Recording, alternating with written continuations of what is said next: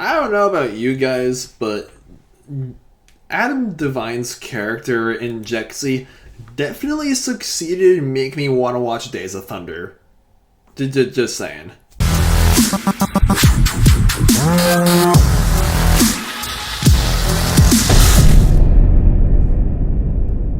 Android users and iPhone users and Motorola users of all ages, it is TVB9, and I'm here today to review the latest Adam Devine comedy. Adam Devine, is it Devine or Divine? Because before I saw this movie, I kept pronouncing it Devine, but then I heard other people pronouncing it Divine, so I'm just gonna say Divine. Just feel free to yell at me in the comments if I'm getting it wrong, but I'm gonna say Adam Devine for us this review, and it's him living in San Francisco. He plays this guy named Philip who makes top 10 videos for a living, doesn't like his job, doesn't have any friends, has no love life. Then he gets a new cell phone that comes with a software called Jexi, who's voiced by Rose Byrne. And it's supposed to make his life better, but at the same time it kind of sabotages his life and makes it a wreck. So when I first saw a trailer for this film, I was actually really excited for it. I was like, I really want to see this. Like, I saw it and I was just like, hey, this is like... I've heard some people, they guess, like, in the comment section on the film's Red Band trailer, they're just like, oh, this looks like if Her was a comedy. And I was like, yeah, I haven't seen Her, which is kind of blasphemous, I know, but I could see the similarities because, it's about a dude who, like, gets a sentient cell phone, and next thing you know, it kind of, like, changes his life and takes away from human connections. And when I go into this film, is it what I was expecting to be? Did I walk away satisfied like I hoped it was? In some ways, yes. This is like comedy. Comedies are meant to make you laugh. This film succeeded in making me laugh. Yes, it did. The performances from Adam Devine and Rose Byrne's voice performance, and as well as performances from Alexandra Shipp and Michael Pena. Yeah, everyone's film, nobody was bothering me. Like this movie definitely succeeded in keeping a smile on my face. And there wasn't any moment where I was, like, bored, necessarily. That's the main thing. If a comedy's not making you laugh, then it's really not doing its job. And I appreciate the message that it's trying to make about cell phones, like, taking over our lives. Like, people are spending too much time on their cell phones. It still really, like, emphasizes the theme of technology just...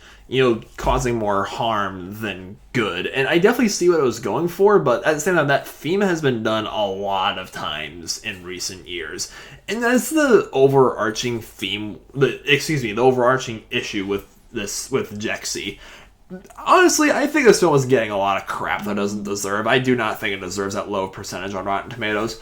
But I can see why people call it formulaic. This film does not really try anything new. I will say, yeah, it's set in San Francisco, and Adam Devine, he's, lonely, low life, whatever, but like we've seen premises like this a bunch of times, and there's a lot of jokes that you've seen plenty of times before. Not all in land. This film did succeed in making me laugh, and even though it can be a little too reliant on the R rating at times, it kind of shows that it's not what you do, it's the way that you do it. Like, yeah, I was laughing pretty hard at one scene in particular, and I was like, yes, that's what I wanted to see.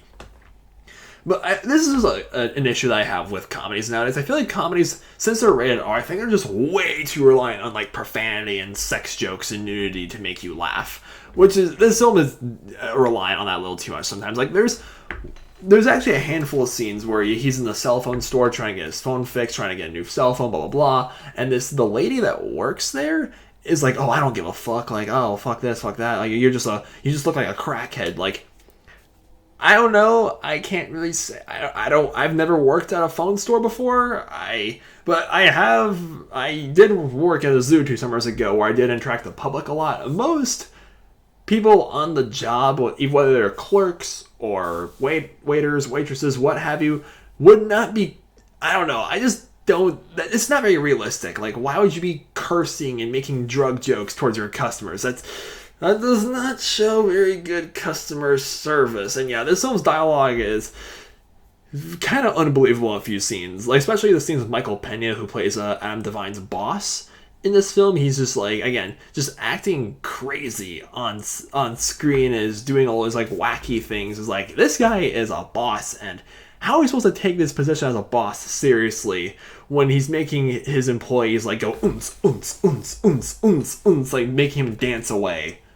If you've seen the movie, you know what I'm talking about. I feel like this one's fairly short compared to most comedies. Like, you watch it and, you know, it's done. Like, this film is harmless. You know, again, not great. It's not anything groundbreaking, but I say that I feel like some people are being a little too harsh on it, because I did enjoy seeing him grow throughout this film, because I like the connection that he had with Alexandra Shipp, who was in Love, Simon last year, and I liked how he grows and, you know, he realizes, like, hey, you don't need, like, a cell phone to be happy. You don't need to be glued to social media 24/7 to really be fulfilled. And don't believe everything you see on Facebook and Instagram either. It's like, you might go on Snapchat or Twitter or whatever and think that someone's just living it up, having the best time of their life, when there could be something really serious going on behind the screen. I did like how this film touched base on that, and yeah, it's very formulaic,